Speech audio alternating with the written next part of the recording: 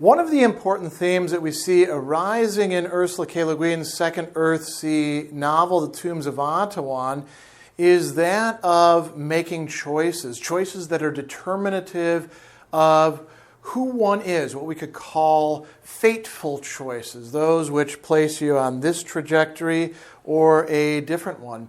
And the character who is most involved in doing these things in an explicit way is the young woman, Arha, who recovers her name, Tenar. And the question is, who is she going to be? What is she going to do? Now, the first one arises while they are still in the labyrinth, after they've gotten to a sort of crisis. She and Ged have been talking for a while. She's come into conflict with the other high priestess, Castle, and thinks that Castle may, in fact, try to do her in one way or another. And she says, I don't know what to do. I'm afraid.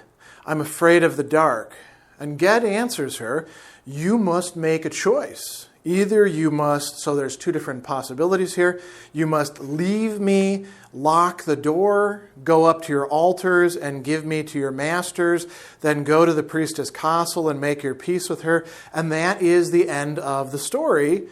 Or you must unlock the door and go out of it with me, leave the tombs, leave Atuan, come with me overseas, and that is the beginning of the story. You must be Arha, or you must be Tenar. You cannot be both. And this has the classic framework of a dilemma, right? We have two horns. The die in the dilemma means two. You can do A or you can do B. You can't do both. And yeah, I mean, you could just do nothing whatsoever, but then, she's going to die because of Castle. So these are the live options, you could say. And we'll come back to this in just a moment.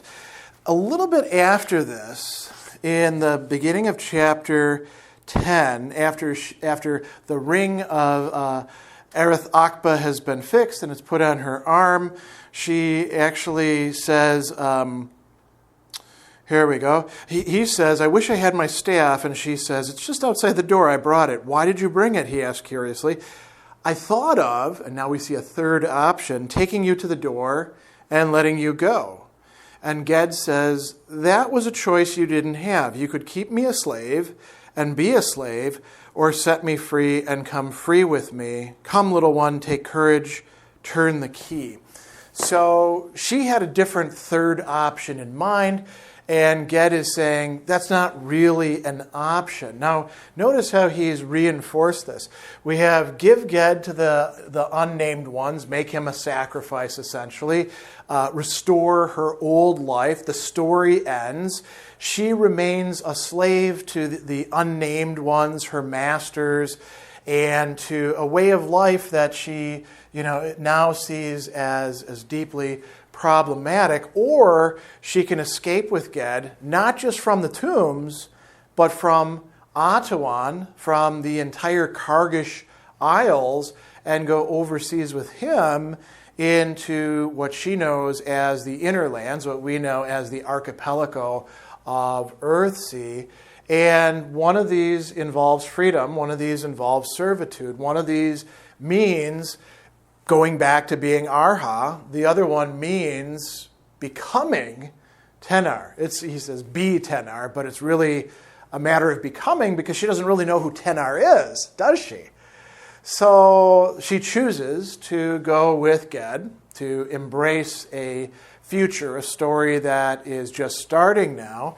And then, a little bit later, in chapter 12, the very beginning of the chapter, she has to make another choice. Here, she feels that Ged has betrayed her, has tricked her, has made use of her. Here we go. She says, where was he now? On what way of the Spirit did he walk? She could never follow him. He had made her follow him. He had called her by her name, and she had come crouching to his hand as the little wild desert rabbit had come to him out of the dark. Now that he had the ring, now the tombs were in ruin and their priestess forsworn forever.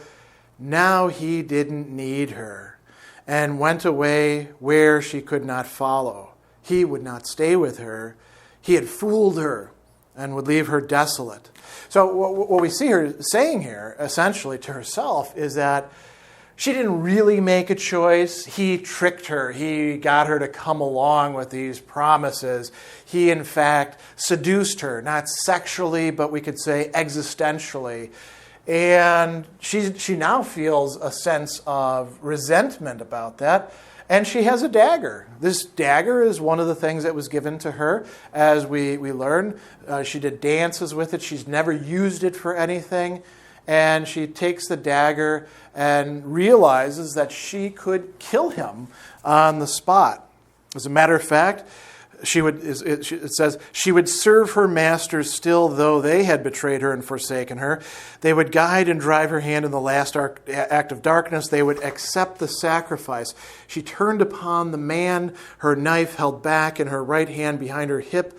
As she did so, he raised his face slowly and looked at her. He had the look of one come from a long way off, one who has seen terrible things. His face was calm but full of pain. As he gazed up to her and seemed to see her more and more clearly, his expression cleared. At last he said, "Tenar," as if in greeting, and reached up his hand to touch the band of pierced and carved in silver on his wrist. "Time we were going." At the sound of his voice, the fury left her. She was afraid. And what's going on here? So she is also making a choice, but it's a choice that you could say there are conditions within. Him not trying to defend himself, but merely reaching out to her in trust and touching the symbol of their trust, the ring of Earthsea, helps to bring her out of this state. And as we see, he says, "You'll leave them behind, Tenar. You're going free now." So she was wavering once again between sacrificing Ged to the masters, who have also betrayed her, but this would restore some meaning, some unity, some sense of familiarity to her life, right? Or do something more scary, trust Ged, who she thinks may betray her, who already perhaps has betrayed her, and leave the masters behind and go off into an unseen future. Immediately after that, they get the boat on rollers and take it down to the ocean to sail away. As they're on the waters, the third choice arises, the third fateful choice. Now, Tenar is becoming much more aware of the evil that she herself has done, becoming aware of it not just as things that happened or choices that had to be made in the spur of the moment or things that she did, but it was really the will of the masters, the nameless ones, the old powers of the earth. She has become aware of her own participation in evil. And she tells, this is after they bring the story to a close about the ring and the two children who became old people on the island. And she says, "I would ask you something. Ask. I do not wish to go to the inner lands, to Havnor. I do not belong there in the great cities among foreign men. I do not belong to any land. I betrayed my own people. I have no people, and I have done a very evil thing.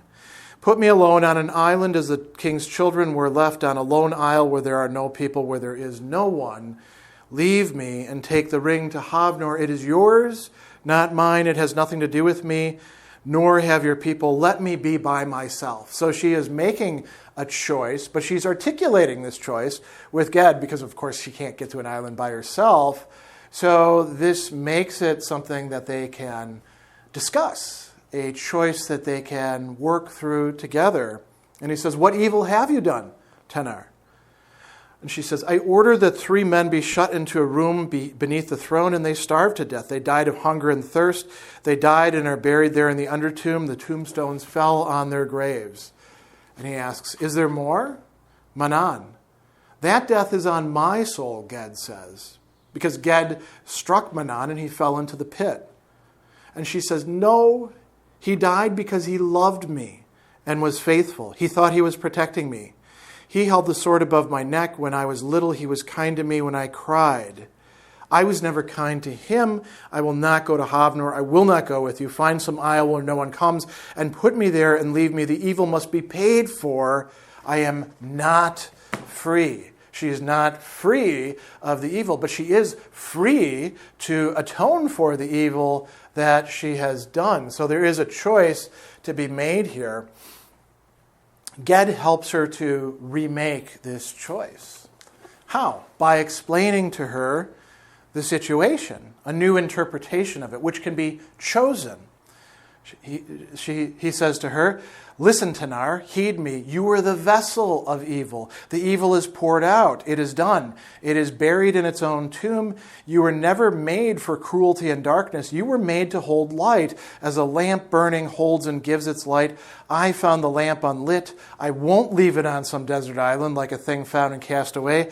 I'll take you to Havnor and say to the princes of Earthsea, look, in the place of darkness I found the light, her spirit. By her an old evil was brought to nothing. By her I was brought out of the grave. By her the broken was made whole. And where there was hatred, there will be peace. And Tenar said, I will not, in agony. I cannot. It is not true. So what we see here is Ged he's not just preferring an interpretation. He's saying, listen, this is the way it's got to be.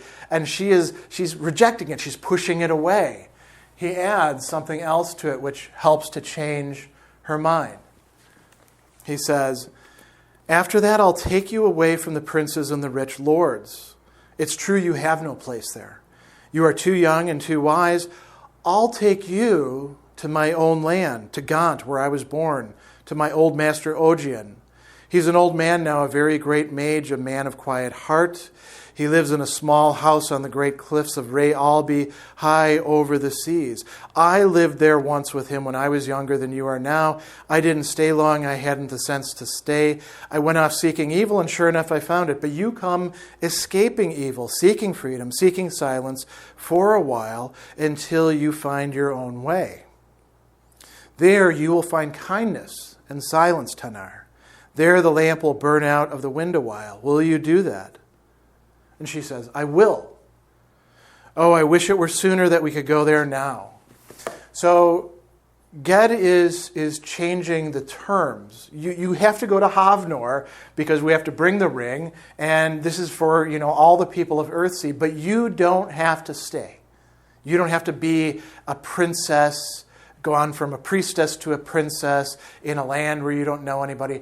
I will take you to my own homeland where I have a great friend who will shelter you and teach you and help you on the way. Even though I won't be there with you because I have to go and do other wizardly things, you'll still be there. And he reminds her as well, all you have to do is call upon me and I will come. So he's telling her she's not been abandoned. That enables her to make, once again, the choice for life. Not for death. Not for atonement. Not for evil. Not for retribution. But for an open future that is as yet undetermined, but one in which she can step. One in which she can grow. And this prepares the way for the other books yet to come, particularly the fourth and the sixth book, in which Tenar is going to be an incredibly important central character.